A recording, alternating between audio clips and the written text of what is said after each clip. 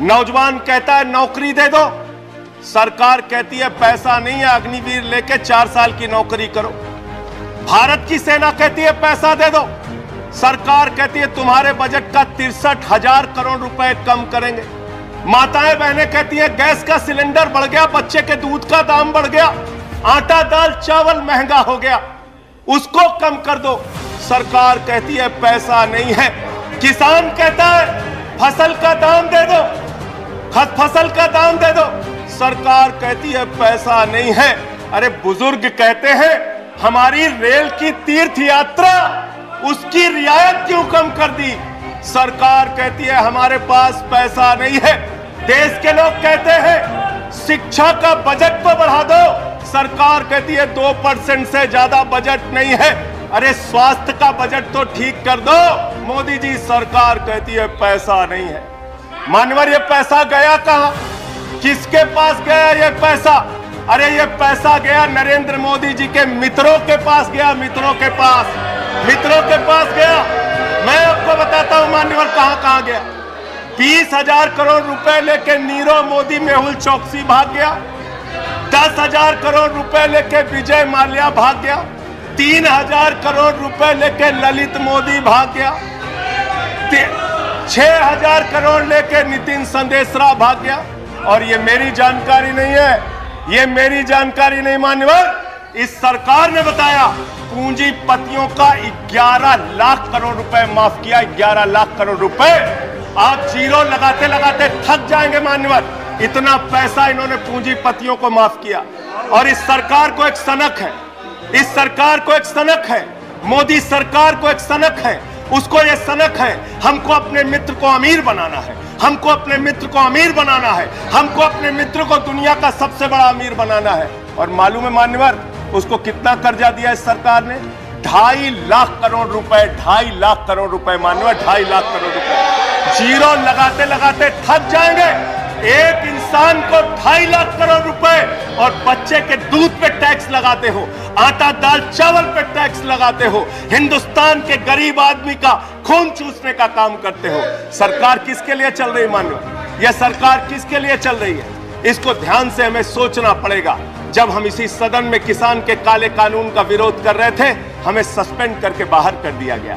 1 साल के बाद ये सरकार कहती है अब हमें होश आ गया, हमारी तपस्या में कमी रह गई, हम काला कानून वापस ले रहे हैं। क्यों भाई? 1 साल पहले कानून वापस ले लेते तो 750 किसानों को शहीद नहीं होना पड़ता। आज एक छोटी सी बच्ची, 6 साल की बच्ची ने प्रधानमंत्री को चिट्ठी लिखा है मान्यवर। उसने लिखा है मम्मी से जब पेंसिल मांगती हूं तो मम्मी मुझे मारती है, मम्मी जब पेंसिल मांगती हूं तो मम्मी मुझे मारती है। वो कीर्ति दुबे पूछ रही है मान्यवर मोदी जी कहां है, मोदी जी कहां है? मैं उस कीर्ति दुबे को बताना चाहता हूं मोदी जी की पूरी सरकार झारखंड में विधायकों की मंडी में व्यस्त है, विधायकों की मंडी में व्यस्त है, विधायक के खरीदने में लगे मान्यवर, विधायक खरीदने में लगे। ये पूंजीपतियों की सरकार चल रही है, पूंजीपतियों की गुलामी करने वाली सरकार चल रही है, जो इस देश के अंदर महंगाई बढ़ाने का काम करती है। गरीब के लिए खाने के लिए पैसा नहीं, 800 दवाओं पर, कैंसर की दवा पे, किडनी की दवा पे, टीबी की दवा पे आपने दाम बढ़ा दिया, आपने अस्पताल के कमरे तक पे दाम बढ़ा दिया।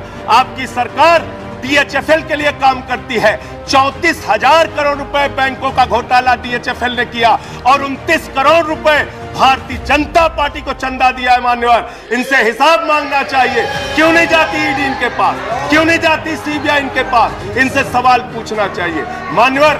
मैं सिर्फ इतना कहना चाहता हूं, आप खाने के लिए आपके पास, सरकार के पास पैसा नहीं, उस पर तो टैक्स बढ़ा देते हो, लेकिन गुजरात के अंदर जहरीली शराब पिलाते हो लोगों को, जहरीली शराब। 75 लोग जहरीली शराब पी के गुजरात के अंदर मर गए मानो, 75 लोगों की जान चली गई।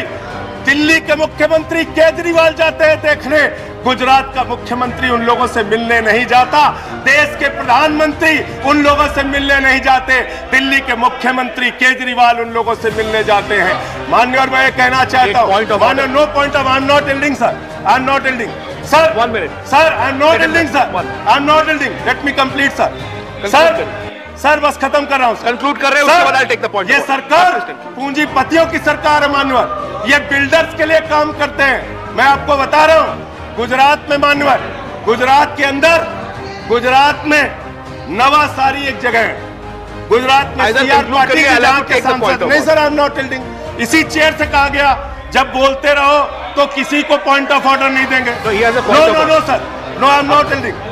बात खत्म कर रहा हूं, मेरा लास्ट पॉइंट। सर, ये सरकार पूंजीपतियों के लिए काम करती है। सरकार एक बिल्डर गुजरात के अंदर सीआर पाटिल के इलाके में उसके लिए रास्ता बनाने के लिए राधा कृष्ण का मंदिर गिरा दिया इन्होंने। Point of order, Radha Krishna का मंदिर गिरा दिया। Point of order 1100 please, 1 second, 1 second, under which rule, 1 second,